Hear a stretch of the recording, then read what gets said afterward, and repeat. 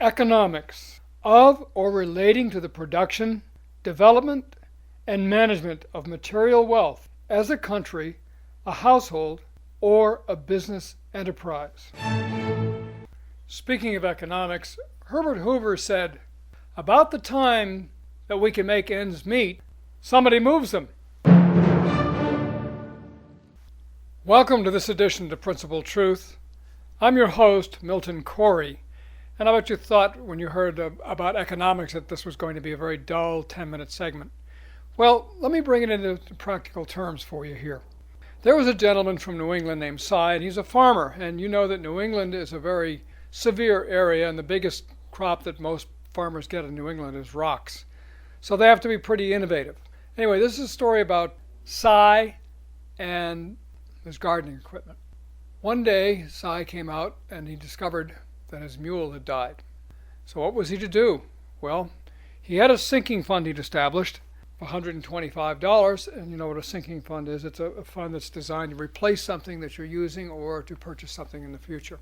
So he called the mule broker and said that he needed to get another mule, and the mule broker said, "Well, I happen to have a mule on sale here for $125. Cy said, "I'll take it. I'll be in tomorrow with my trailer to get it." So the next day, Cy went into town, and when he got there, he noticed that the mule broker was a bit contrite about things. So Cy said, "Well, here I am, and here's my $125. I'm here for the mule."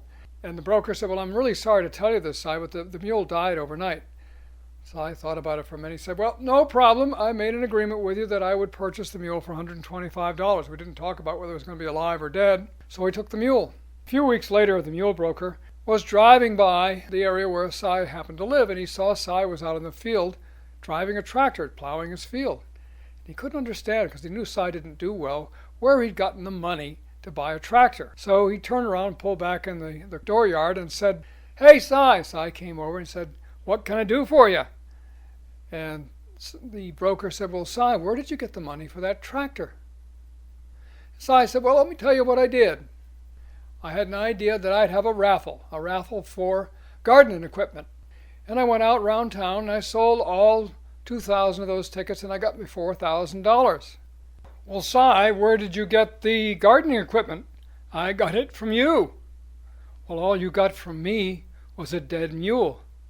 "Hey, that's right. You mean to say that you offered a dead mule as the gardening equipment price?" "Hey, that's what I did. Sold all the tickets, sold $4,000 worth of tickets, got a tractor out there to prove it." "Well, weren't the people angry?" "Well, just the one who won the winning ticket, he was a little ticked off, and all I did was give him back his money, gave him back his $2. Our friend Cy, the farmer from New England, kind of explained to us in a roundabout way the reverse of the way economics works.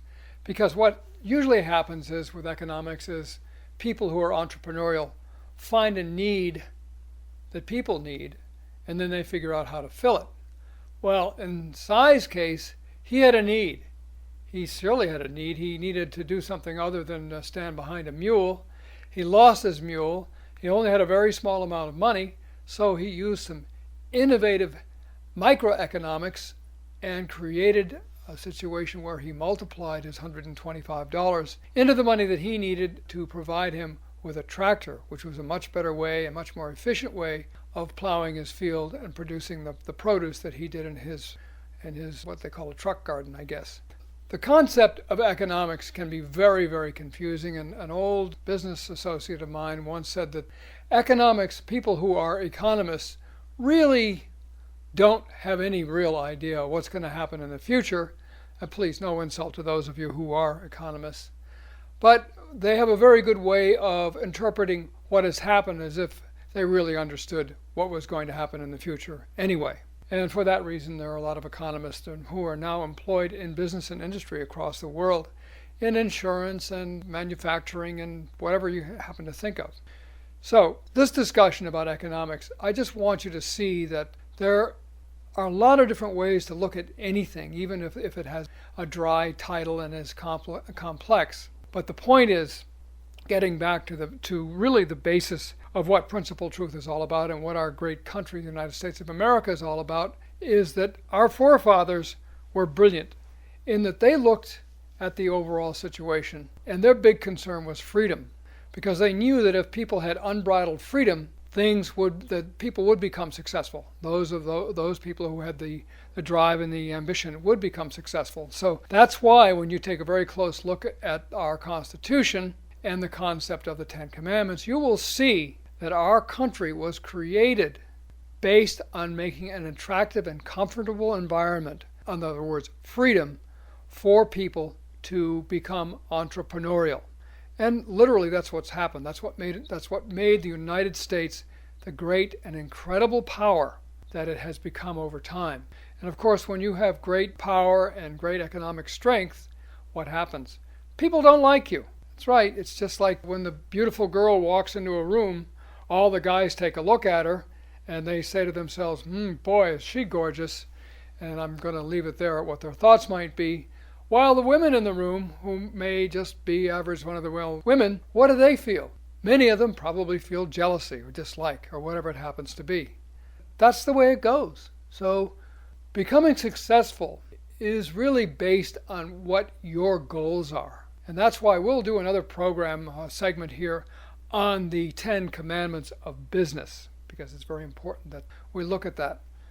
Well, I think we can see an example here of the use of innovative economics. That's exactly what Sy did. He had a need that needed to be filled, and he figured out a way to do it, because what he did is he followed through on an opportunity that was presented to him. Many people would have said, well, the mule died, I got to get another mule, and go on with life walking along behind a mule when you're plowing your field. But not this innovative old Yankee from New England. He figured out an innovative way to do it and to multiply his $125 into something which became a very good tractor for him to use in his farming process. And that's what we need to think about in business. Even though this little segment is about economics, the people who survive in business are the ones who are innovative and who can change and modify themselves as time passes. So, when times are difficult, what do people do? That's a whole other discussion. Some people run and hide, some people cut back, some people move forward, and always there will be a percentage of people who are successful. Well, to sum up economics, economics is a science or a study of the way people take things which are in scarce supply and provide them to people who want them but otherwise would not be able to get them. So if you'd like to learn more about economics delivered to you in a way that you can easily understand, I would suggest that you do a web search for Walter Williams. He's a professor of economics, a brilliant man. That's Walter Williams. Principal Truth is here to provide you with the principal truth based on the facts as we know and understand them. And the various links that you'll find and advertisements that you'll find here on Principal Truth are all of the highest quality, and we believe, based on our understanding, that they do provide the goods, services, and so on that they claim. But we can't guarantee anything. It's just our best efforts. So if you'd like to participate in Principal Truth, simply email me. It's Milton@principaltruth.net. That's Milton@principaltruth.net. God bless you.